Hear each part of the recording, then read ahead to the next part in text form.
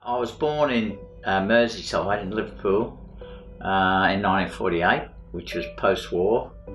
My parents, Jim and Madge, had both been had lived through the war. My father was in the British paratroop regiment during the war and after the war. And when I went to school here, I went to Maris Brothers College at Hamilton. It's now St Francis Xavier's, and I got in all their age cricket teams, which in those days was quite a feather in your cap if you could make their team. So I played cricket. I played a bit of rugby and a bit of soccer because of Dad, I guess, and I could handle myself with that. But it was cricket was my first love, and that's where I continued to play.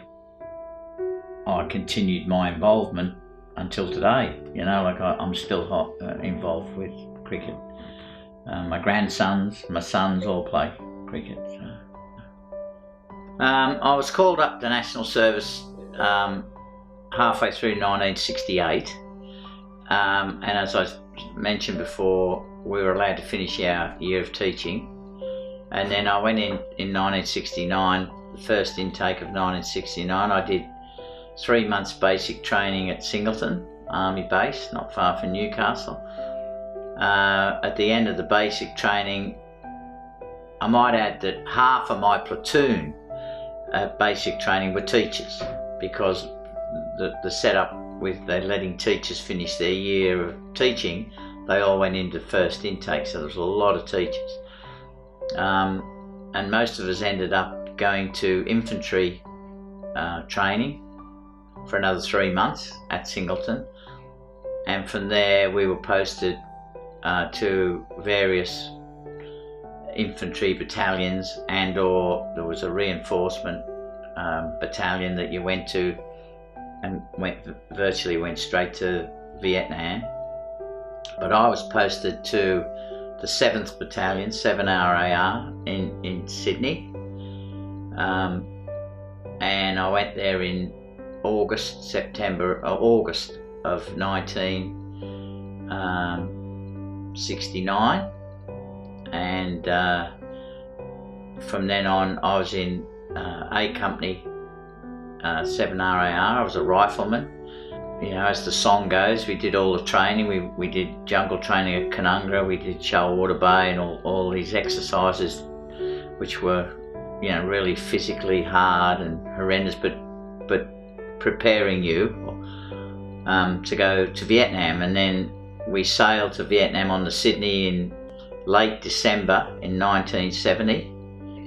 The living 12 months in a country that's at war, and you're in a, I guess, strategically, we lived in like squalor for 12 months because you're out in the field, or you're out.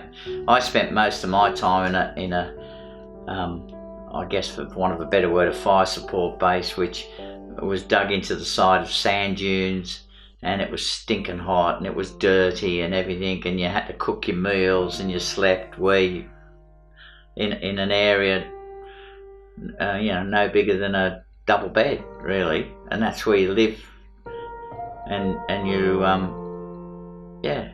went out and did what you had to do, on patrols and stuff like that, or you did whatever you were supposed to do, a duty, a picket on a radio or a picket on a gun, and then you went back to this little plastic hole in the ground covered with a plastic sheet, and that's how you lived for 12 months.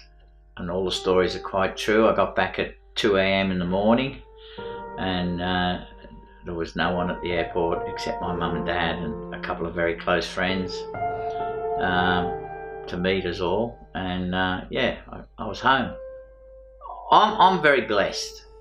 That period of my life,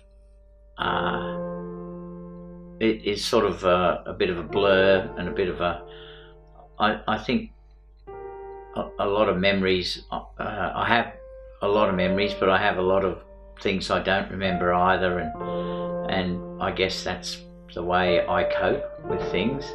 I have a lot of friends who,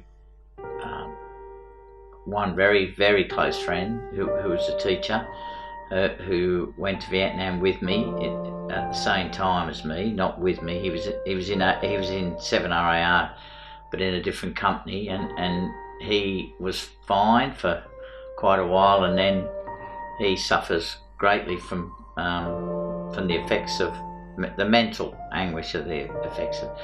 So it was very real, but it was a time. The only bitterness I have towards it was it robbed me of probably 4 years of my life. The war itself was horrible.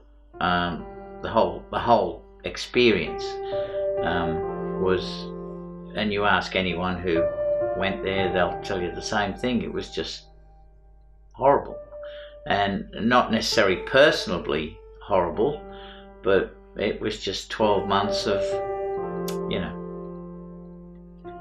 the furthest thing you can imagine from living a normal life in a normal suburban house, going to work every day. It's a complete opposite of that. And